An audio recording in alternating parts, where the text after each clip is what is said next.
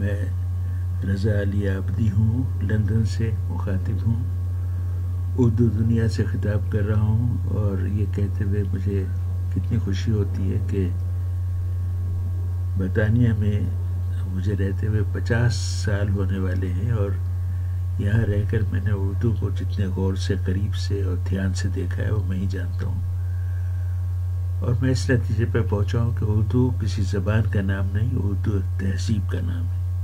لوگ کہتے ہیں یہ زبان ہے، میں کہتا ہوں یہ دنیا میں ہزاروں زبانیں ہیں، اور اکثر کا نام سنتے ہی معلوم ہو جاتا ہے کہ کس علاقے کی، کس ملک کی، کس قومیت کی زبان ہے۔ بے شمار زبانیں ہیں، سب کے ساتھ کوئی علاقہ وابستہ ہے۔ اردو کا نام لیا جائے تو اس کے ساتھ کوئی سرزمین، کوئی قوم، کوئی علاقہ وابستہ نہیں۔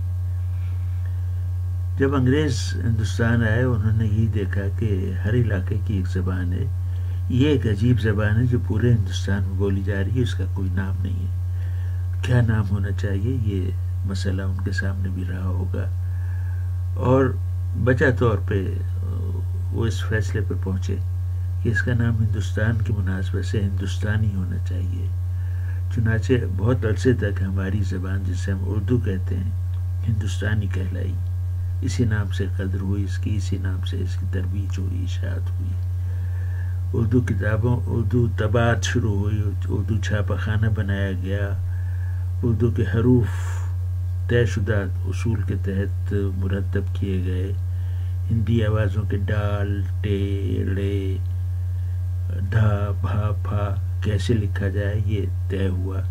یہ سارے کام انگریزوں کے زمانے میں ہوئے، اور پھر اردو کتابوں کی طباعت شروع ہوئی، اور باغ و بہار ہمارے ساتھ میں ہے، اور کلیات میر چھاپی انہوں نے، اور قرآن کا عبدالقادر دہلوی کا ترجمہ چھاپا، کیونکہ وہ نفیس اور سلیس اردو میں ہے، تو سلیس اردو کے پیچھے ان لوگوں نے بڑا کام کیا، اور یہ بڑی خوبی کی بات ہے۔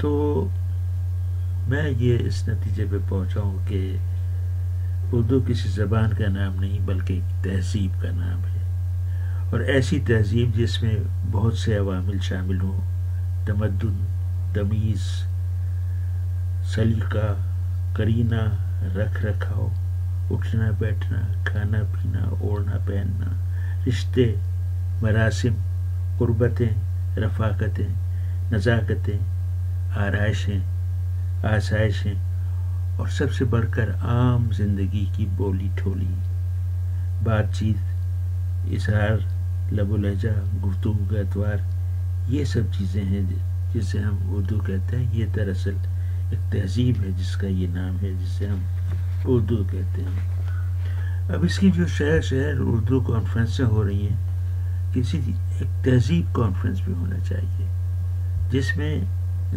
وہ سارا رکھ رکھاؤ کی نمائش ہو اور اس کا اظہار ہو جو اردو سے وابستہ ہے، اور یہ کوئی مشکل کام نہیں ہے، یہ بہت آسان ہے، اسے ہونا چاہیے۔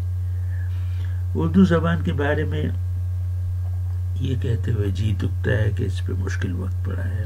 میں برطانیہ میں ہوں، یہاں سن 60-62 میں لوگ ہماری طرف کی بڑی تعداد میں آئے، اپنے ساتھ اردو زبان لائے، اردو روایات لائے، ان کے ساتھ، اس نسل کے ساتھ ہی زبان رہی۔ پھر مشکل وقت پڑا، وہ نسل رفتہ رفتہ دنیا سے اٹھتی گئی۔ اب یہاں بچے ہیں، نئی نسل ہے، تیسری نسل ہے، انگریزوں کی طرح انگریزی بول رہی ہے، ان سے اردو نہیں بولی جاتی، بولتے ہیں تو تعامل اس میں ہوتا ہے، تو یہ اس میں ان کا کوئی قصور نہیں ہے، یہ وقت کے ساتھ ہوتا آیا، اس میں کوئی جبر نہیں ہے۔ ہم نے اپنے بچوں پہ بھی کوئی جبر نہیں کیا کہ وہ جیسے بھی بنے اردو بولیں۔ اب صورتحال یہ ہے میرے اور میرے نسل کی تمام لوگوں کی کہ ہم بچوں سے اردو میں بات کرتے ہیں، وہ ہمیں انگریزی میں جواب دیتے ہیں، انہیں یقین ہے کہ ان کی انگریزی ہماری سمجھ میں آ جائے گی، اور یہ غنیمت ہے کہ ہماری اردو ان کی سمجھ میں آ جاتی ہے۔ تو یہ ہے، یہ تمام چیزیں سامنے ہیں، اس لحاظ سے جی چاہتا ہے کہ اردو کی نفاست اور اردو کی لطافت اور اس کا سلیقہ، اس کا رکھ رکھاؤ، اس کا احترام ہونا چاہیے۔ اردو بولنے میں اب ہم لوگ عجیب کارروائیاں کرنے لگے ہیں۔ مثال کے طور پہ جی نہیں چاہتا اس طرح کوئی اردو بولے، آپ ہمارے گھر آؤ، آپ ہمارے ساتھ کھانا کھاؤ. نہیں بھلا لگتا. کانوں کو بھلا نہ لگے تو وہ درست نہیں، وہ صحیح نہیں. لاکھ کہیں آپ صحیح ہے، لیکن جو کانوں کو بھلا نہ لگے وہ صحیح نہیں ہے. یہ طے شدہ اصول ہے. آپ ہمارے گھر آؤ، کوئی بات نہیں بنی.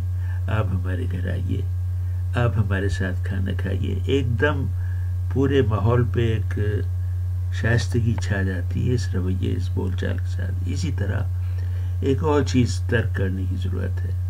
آپ یہ کام کریں، آپ صبح جلدی اٹھا کریں، آپ روز ورزش کیا کریں. نہیں، آپ یہ کام کیا کیجئے، صبح جلدی اٹھا کیجئے، روز ورزش کیا کیجئے. یہ آپ کے لیے بھی ہوگا. اور ہماری چھوٹی سی نفیس کم عمر، ابھی تو 9 عمر ہے، 300-400 سال پرانی بھی نہیں ہوئی اردو، اس کے حق میں یہ بڑا اچھا ہوگا. اردو کا احترام کیجئے، اردو کو پیار سے پالیے، پوسیے، بڑا کیجئے. ابھی تو دنیا بہت آگے بڑھی ہے اور تو بہت کام ہونا ہے. اردو آپ سے مطالبہ نہیں کرتی، یہ فرمائش کرتی ہے کہ اس کی نفاست اور اس کی سلاست کو برقرار رکھا جائے. لوگ آسان اردو بولیں، سلجھی ہوئے اردو لکھیں، چھوٹے چھوٹے فقرے، چھوٹے جملے لکھیں، بات کو پیچیدہ نہ کریں. یہی آواز، یہی زبان کانوں کو کتنی بھلی لگے گی. ہر ایک کہے گا، وہ کسی بھی علاقے کا، کسی بھی قوم کا باشندہ ہو، وہ کہے گا ہاں یہ ہماری زبان ہے. اور ایک آخری تہذیب اردو کی وہ یہ کہ جب سلام کریں، اب تو لوگ کونی سے کونی ملا کے سلام کرنے لگے ہیں. ہاتھ ملانا منع ہے. لوگ ہاتھ جوڑ کے نمستے کے انداز میں سلام کرنے لگے ہیں.